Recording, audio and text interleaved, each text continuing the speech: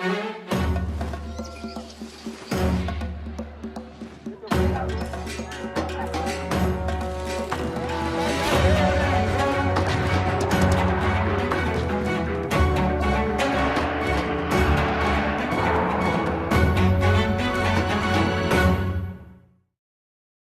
colônia, vivemos o ciclo do pau-brasil, do açúcar e do ouro, todos voltados ao mercado externo.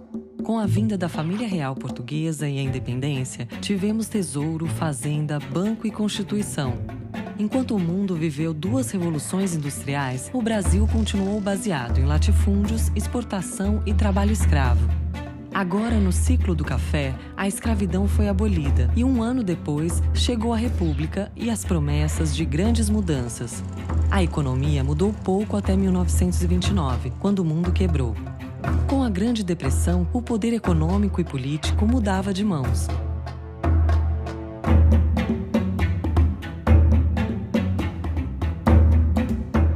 Em 29, explode a crise de 29, a crise do capitalismo mundial.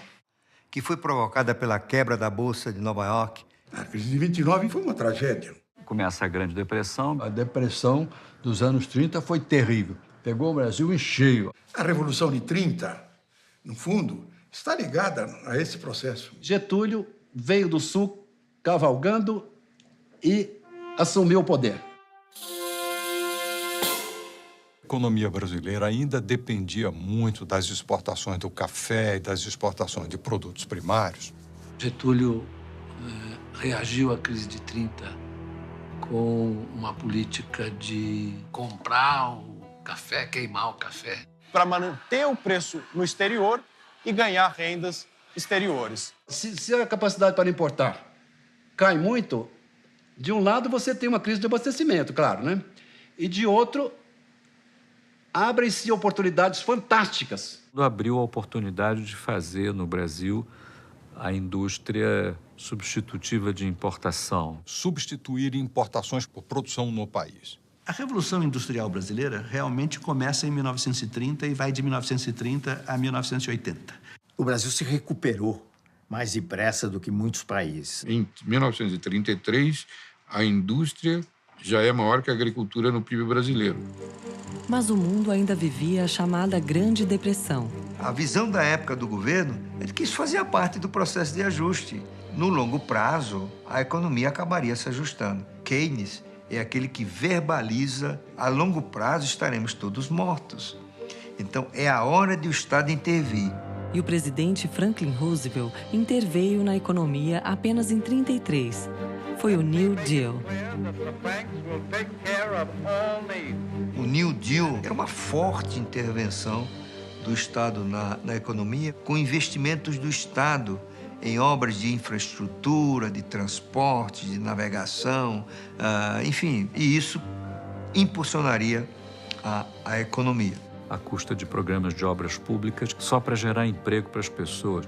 No mundo inteiro, cresce o Estado, porque se percebe que o gasto público é essencial para tirar os países da depressão. Na altura de 1933, 34, você já começa a ter recuperação no primeiro mundo, mas à custa de rearmamento. O mundo parece embriagado com essa máquina de empregar as pessoas, criando os instrumentos para sua própria destruição. A Europa inteira estava caminhando para governos de cunho centralista e até autoritário.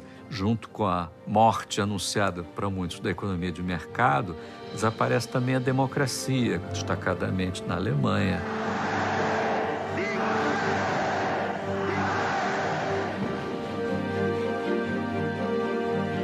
Vários regimes autoritários surgem no mundo inteiro, também na Itália e no Brasil. O Estado brasileiro deixou de ser um Estado liberal oligárquico para ser um Estado desenvolvimentista, ou nacional desenvolvimentista, como se falava, a partir de 1930. Quer dizer, o Vargas, em 37, ele golpeia, né? Ele golpeia e nasce um Estado Novo. Crescentemente, a postura intervencionista do varguismo vai aumentando. Ele criou aqui no Estado Novo, que era fascista, o parafascista. Mas aí veio a guerra de 39, em 45. A Segunda Guerra Mundial. Meanwhile, the Allied strategic air assault on Fortress Europe went on with ever-mounting power. Day and night, the Allied air forces sent their bomb cargoes into the vitals of Hitler's self-proclaimed kingdom. Targets, factories, airdromes, synthetic fuel plants, crude oil. Os países industriais já não tinham como produzir bens industriais. E o Brasil continuou suprindo as potências do eixo. O que deu espaço para a indústria brasileira também, não é, se expandir nesse período. Muitas coisas estatais foram criadas nesse período e a semente de outras coisas que viriam depois também.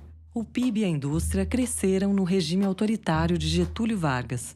Isso ele combinou com um ingrediente importante que foi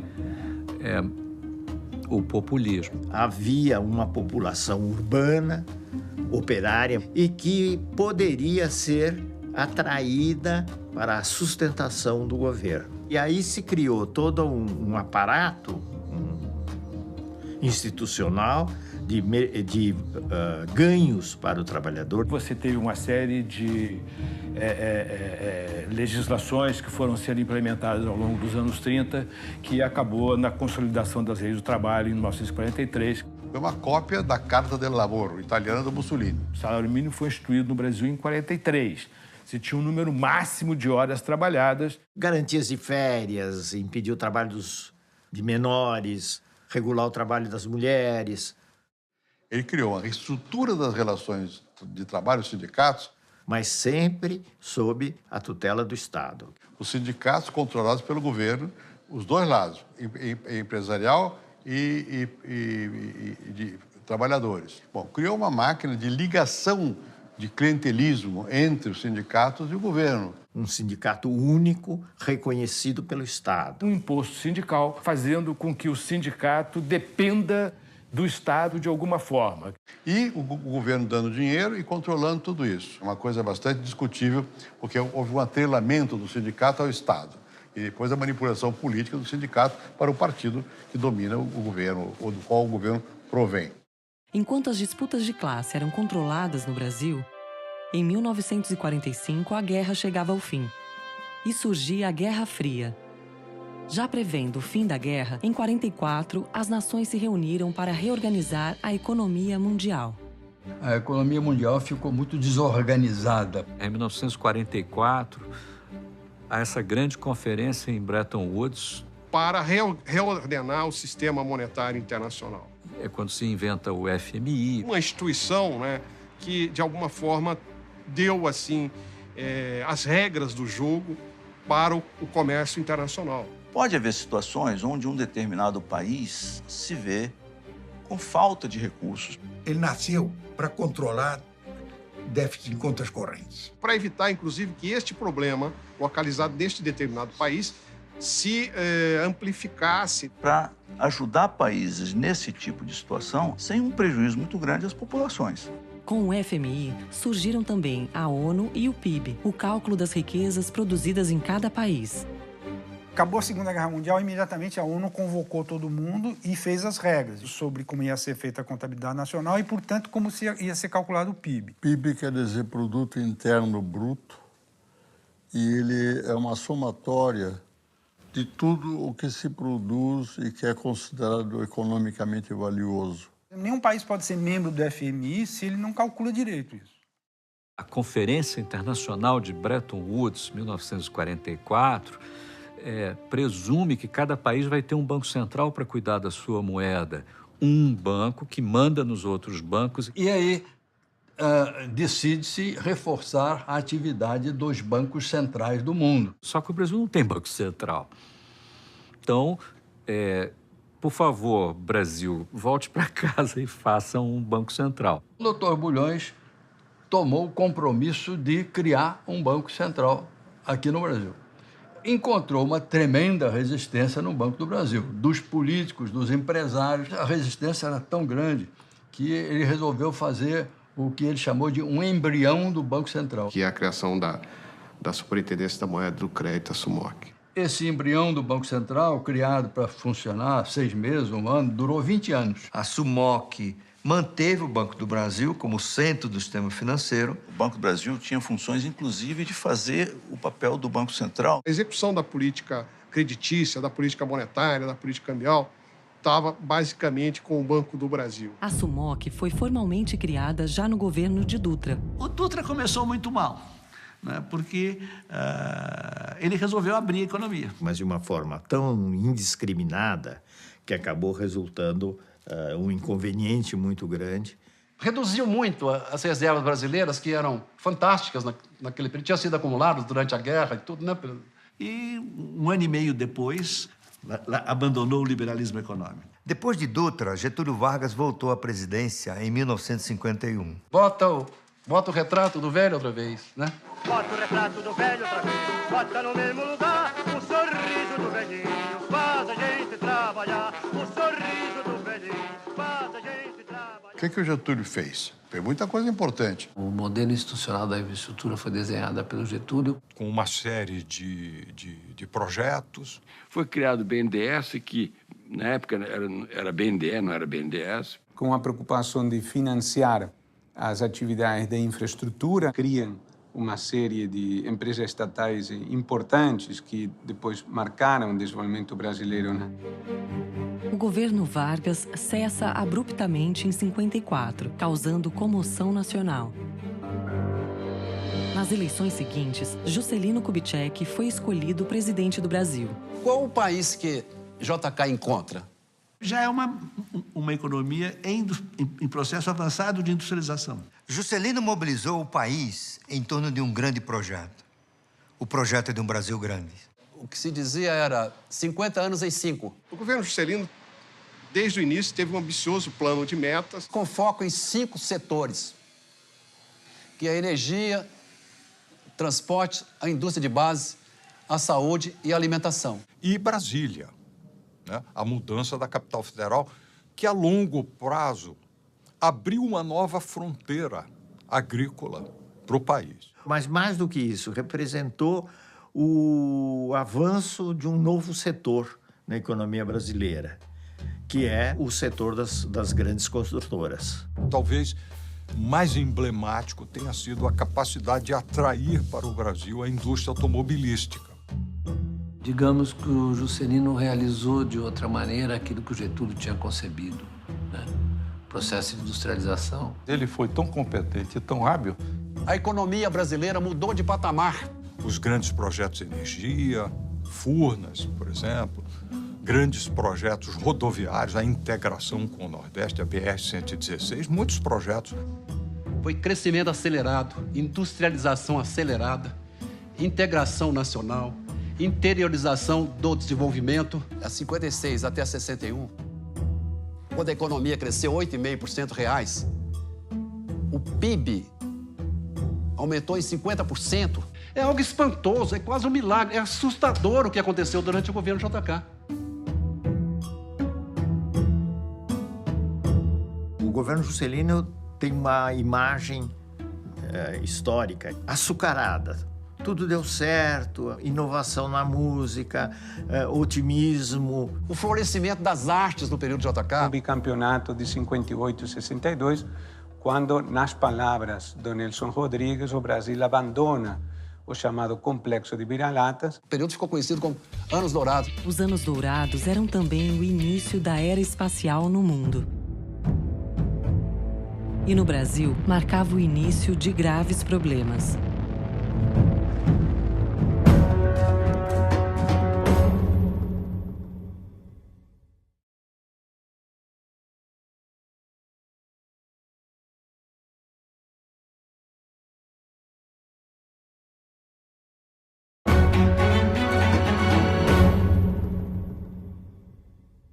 Há um ovo da serpente que começa a se quebrar no governo Juscelino. A maior crítica que é feita a JK e a seu governo é econômica. JK é o pai da inflação. Brasília é a matriz da inflação brasileira, né? Disse isso, né?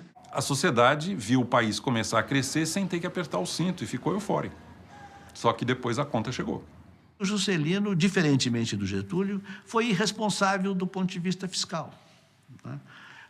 Ele resolveu construir Brasília e não tinha dinheiro para isso. Ele deixou uma herança de uma conta muito grande a ser paga. A inflação ficou muito assanhada mesmo. Uma das forças que impulsionam a inflação é a gastança excessiva do governo. Antes de 64, você aprovava às vezes 10, 11 vezes os gastos do que o orçamento podia suportar. Se ele gasta mais do que arrecada, então tem de recorrer a empréstimos ou então bota mais moeda em circulação. Ele emitiu para valer. O que significa, olhando do lado da moeda, significa inflação. Mas a inflação ainda não era vista como um grande problema. Quando a inflação chegou a 2 dígitos, nos anos 40, começaram a ter as teorias que a inflação era indutora do crescimento econômico. Era o debate entre estabilidade e crescimento. Parecia que para crescer tinha que continuar volátil, instável e em crise, né?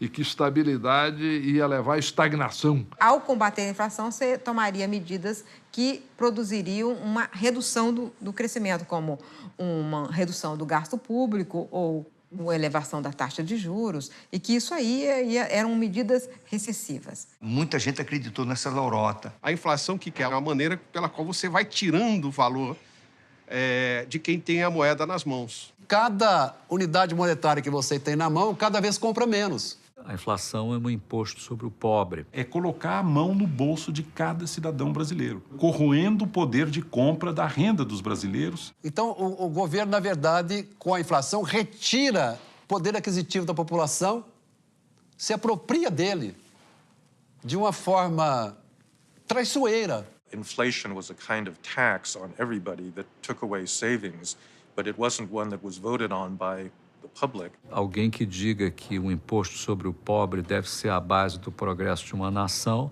é um pervertido, entendeu? Devia estar preso. A conta foi entregue a Jânio Quadros, que achou mais urgente proibir maiôs nos concursos de Miss, biquínis nas praias e o lança-perfume nos bailes de carnaval. O Brasil estava vivendo desequilíbrio fiscal e crise inflacionária. Setor externo desarrumado, balanço de pagamento desequilibrado, a inflação em alta. A bomba caiu no colo do sucessor e, de certa maneira, isso preparou o terreno para o golpe militar de 64. Que era o período da Guerra Fria. Então, havia o princípio de estabilidade política, não só no Brasil. Nas décadas de 1940, 50 e 60, diversos países se tornaram independentes. No mundo inteiro, essa disputa de áreas de poder, de influência entre União Soviética e Estados Unidos se projetava nos países, né? Em 1959, nós temos a Revolução Cubana.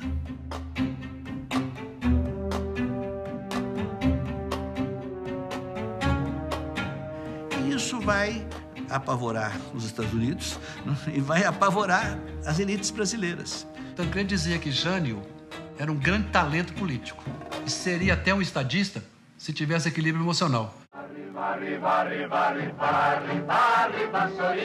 Em agosto acaba o governo Jânio Quadros, entra o governo do João Goulart. Foi um governo complicado pela resistência. Não era confiável para o poder militar. O que colocou o Brasil numa crise econômica e política muito grave? Tancredo Neves convenceu os militares a permitirem que Jango assumisse, mesmo que em regime parlamentarista. Em 61, Jango restabeleceu relações com a União Soviética e, em 62, se absteve de apoiar a expulsão de Cuba da Organização dos Estados Americanos. Isso logo antes da crise dos mísseis, considerado o auge da Guerra Fria. E ele fez tudo para ser deposto, terminou sendo deposto. Sucedeu-se a crise que vem com o governo Goulart. A inflação, então, dispara, o crescimento se prejudica ainda mais e o desenlace é o golpe de 64. Os militares depuseram o presidente, caçaram parlamentares e tomaram o poder. Eu me lembro que o primeiro lema colocado depois da Revolução de 64 foi desenvolvimento com segurança. O discurso era de uma intervenção corretiva. Tinha o pretexto do combate ao comunismo na política e o combate à inflação e à corrupção. Arrumar a casa, devolver o poder a quem o povo eleger, em 3 de outubro de 65. Tanto que O golpe foi apoiado por grande parte do empresariado, boa parte da classe média, do clero. As reformas vieram rapidamente. Eu não estou fazendo nem de longe a defesa do regime, mas teve um papel muito importante na estruturação de todo esse aparelho financeiro. Nesse período foram assentadas as bases do que seria um grande período de prosperidade para o país. É preciso reconhecer isso. O Brasil deve muito a dois cidadãos formidáveis, o Roberto de Oliveira Campos e o Otávio Gouveia de Bulhões. Entre 64 e 67, o Bulhões e o Campos recuperam a estabilidade macroeconômica do Brasil. Eles fizeram um trabalho extraordinário. É muito difícil você encontrar um setor da economia brasileira que não tenha sido modificado. Foi feito um grande ajustamento fiscal. Um combate severíssimo à inflação, ao déficit público, redução de despesas. Reforma tributária, a reforma monetária, a criação definitiva do Banco Central, até então era a Superintendência da Moeda e Crédito. O Banco Central foi criado em 1964. Em 1965, baixa a lei do mercado de capitais. Eu acho que tivemos uma primeira reforma bancária. E aí os bancos um pouco maiores começaram a ter mais condições de financiar empresas e começaram a se expandir mais, ocupando o território nacional. Enfim, uma série de inovações que foram muito importantes. E é interessante que todas essas reformas foram feitas num período curto, de apenas 2 anos e meio. Em vez de devolver o poder aos civis em 65, como prometido, os militares foram reduzindo as liberdades políticas e civis, até que o regime passou a torturar presos políticos e censurar a imprensa. Mas a economia crescia e a inflação caía. Quando o Delfim estava no Ministério da Fazenda, eu no Banco Central, um período áureo da história do Brasil, chamado milagre econômico. Nunca houve milagre. Milagre é feito sem causa. Esse processo foi feito, basicamente, dando ao setor privado o estímulo necessário para aumentar a sua produção. Um grande programa de exportação de manufaturados. A taxa de câmbio adequada, uma carga tributária modesta. O modelo esse de desenvolvimento que o Brasil adotou nesse período foi um modelo de uma economia fechada, com a presença importante do Estado, pouca ênfase em produtividade, pouca ênfase em educação. Enquanto o homem chegava à Lua e inventava o microprocessador, os brasileiros iniciavam a construção da usina de Angra dos Reis, da Transamazônica e da ponte Rio-Niterói. Com a taça da Copa de 70 e o sucesso econômico, muitos brasileiros fechavam os olhos para a truculência da ditadura militar. De 1967 a 1974, durante praticamente 7 anos, o Brasil se desenvolveu de uma forma muito firme. O Brasil, por exemplo, foi um país que bateu recordes de crescimento. Taxa de crescimento média perto de 9%. Nós chegamos a crescer 14% num ano, em 1973. Um negócio fantástico. Entre 1930 e 1980, o Brasil foi o país que mais cresceu no mundo. O Brasil crescia mais do que o Japão, que os países da Europa, com tudo em ordem, com pouca inflação. Com inflação declinante e sem problema no balanço de pagamentos. A taxa de inflação caiu, em 74 andou em torno de 12%, 13%, 14%, por aí. A inflação caiu, mas ela nunca voltou a um dígito. Esse crescimento trouxe o Brasil a mais ou menos 1/4 da renda per capita americana. A classe média teve um primeiro grande salto. Não significa que alguém foi prejudicado. O bolo cresceu para todos, com mais fermento nos segmentos mais ricos. Significa que uns melhoraram, ou todos melhoraram, mas alguns melhoraram mais do que outros. A gente deu muita ênfase a investimento em capital físico. Pouca ênfase em produtividade, pouca ênfase em educação. Você não tem aumento da presença da criança da escola durante o período do milagre. A ditadura mesmo significou no Brasil desenvolvimento econômico sem desenvolvimento social. Eu não vou nem falar da ditadura, mesmo antes. Né? Por exemplo, quando você decide que é mais importante você criar um monopólio do petróleo do que investir em educação, você está dando um exemplo típico de que não há uma consciência realmente. Isso gerou um país com uma distribuição de renda extremamente desigual. Isso foi tudo feito num ambiente de descaso absoluto com a questão da desigualdade. A desigualdade aumentava e as liberdades diminuíam, enquanto o sonho de ser grande se concretizava. Mas a economia também estava prestes a ruir.